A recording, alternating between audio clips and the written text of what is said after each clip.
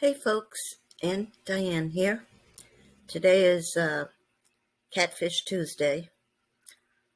This story that I'm going to tell you is about an internet predator pretending he's younger um, to bait a 14-year-old girl to be with him.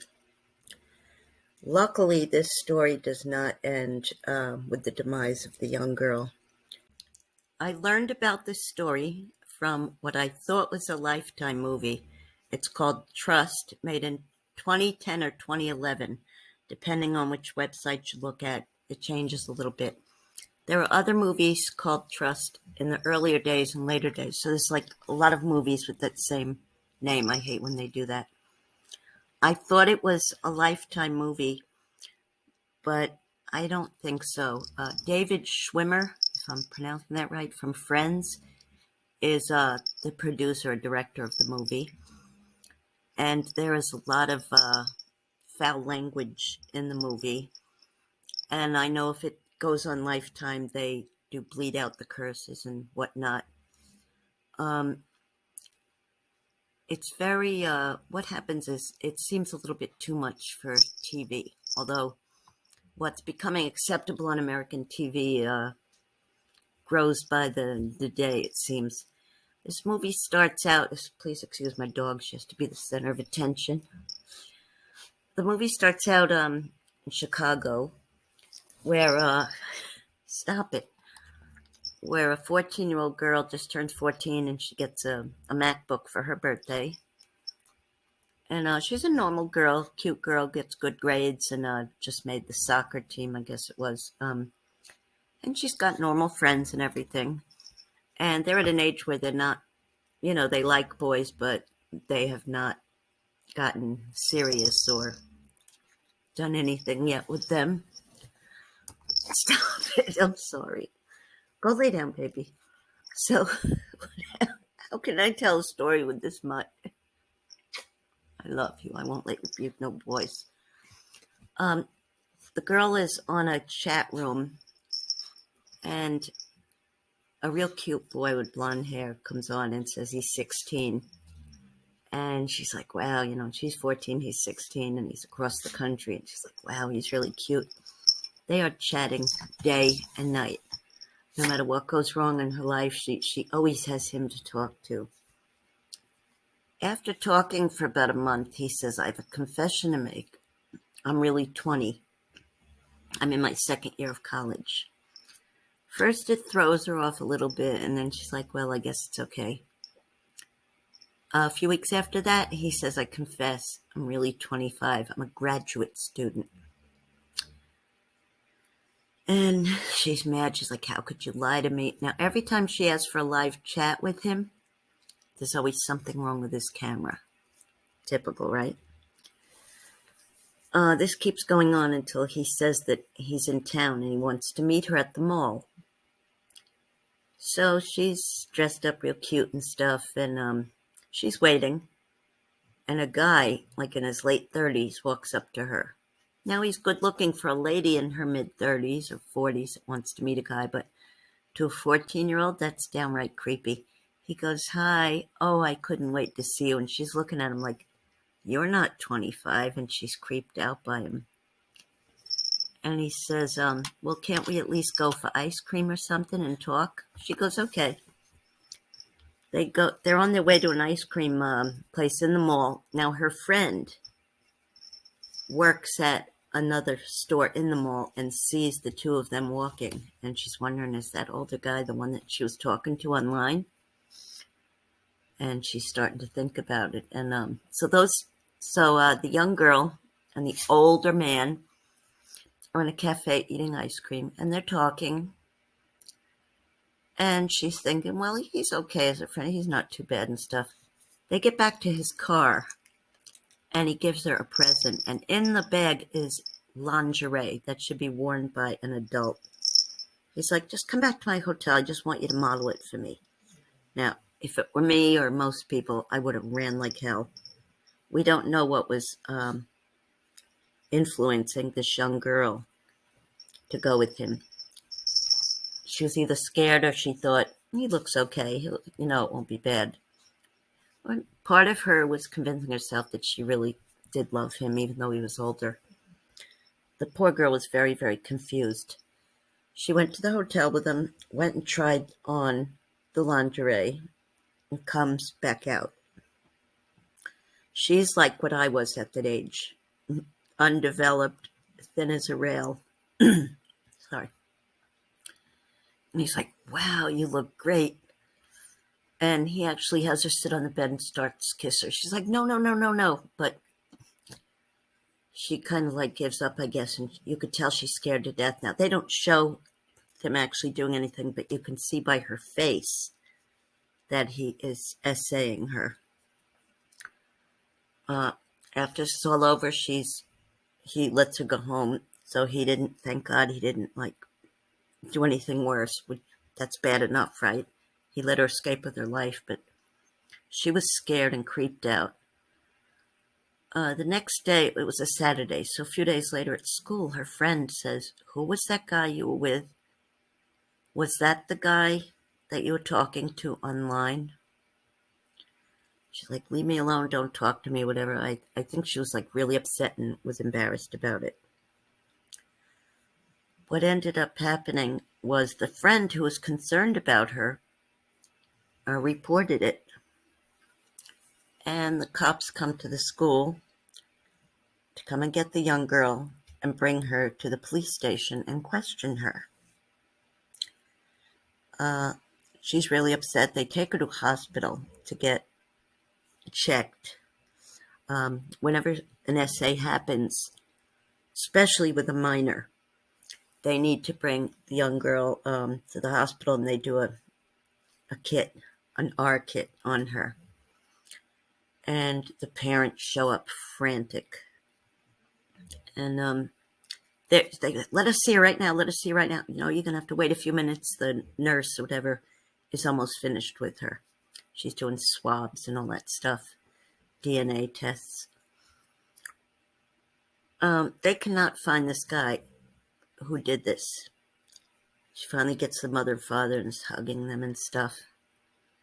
The FBI is involved, and they say, well, from the DNA that we got from this girl,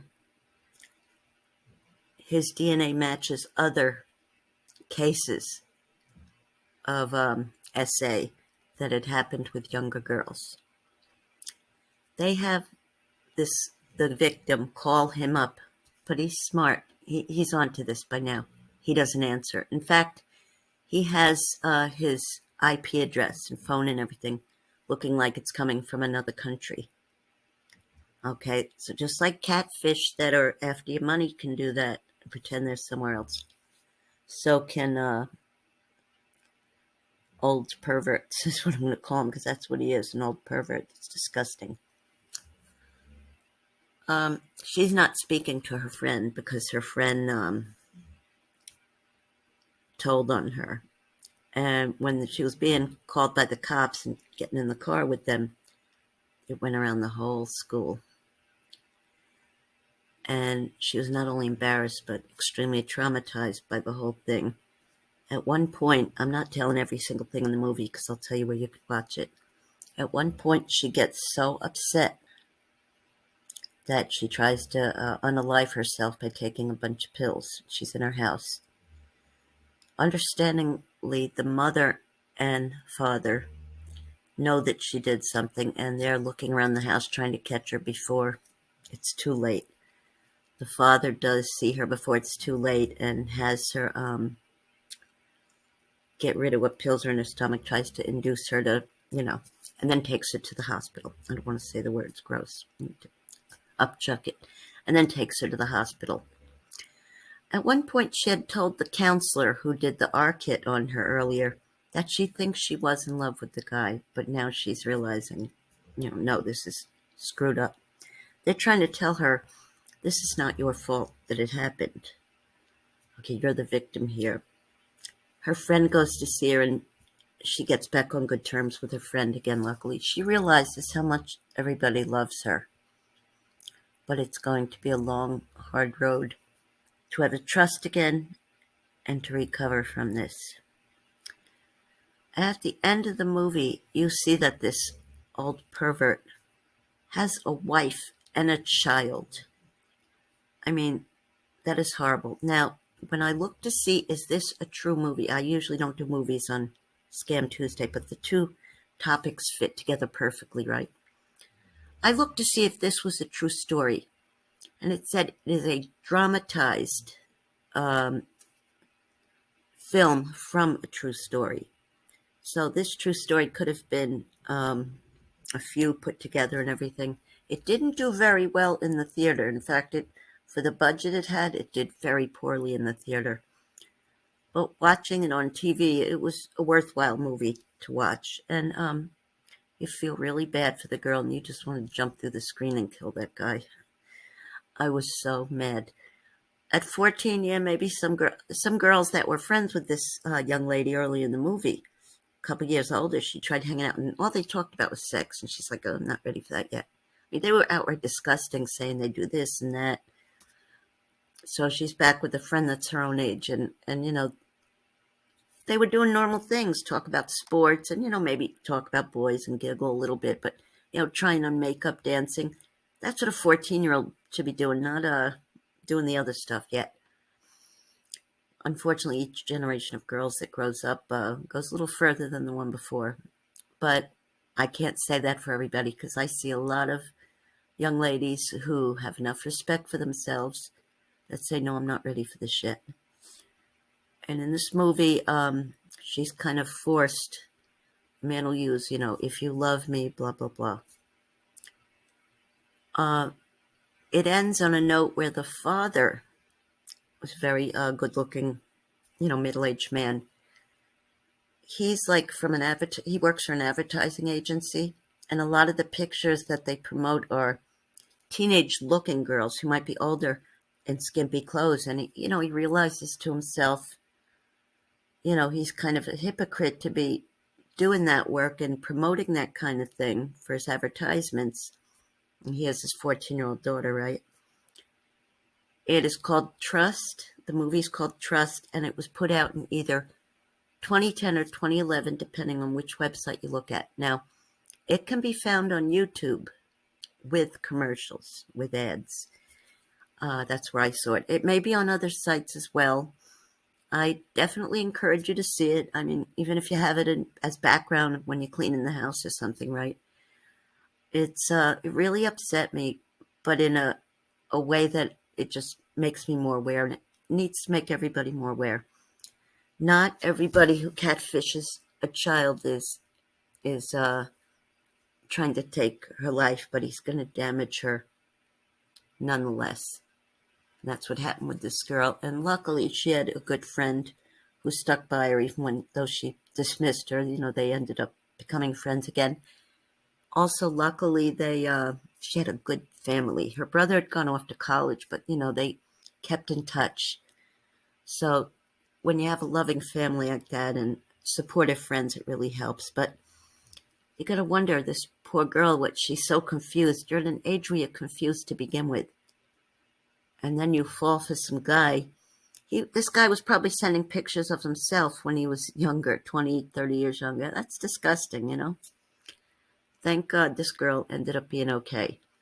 Now, when it's a minor, a lot of times, if the girl's still alive, they will not tell the real name of the person who the movie is based on.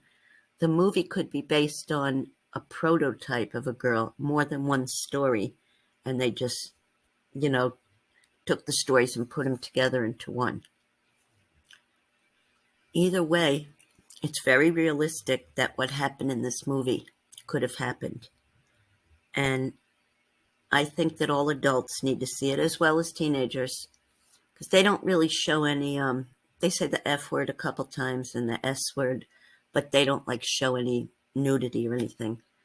So, if you think your teenager's old enough to watch it, or your grandchild, have them watch it, because as much as the world is advanced on the internet and in knowledge and street smarts, there is still going to be a few gullible people, especially young, impressionable kids.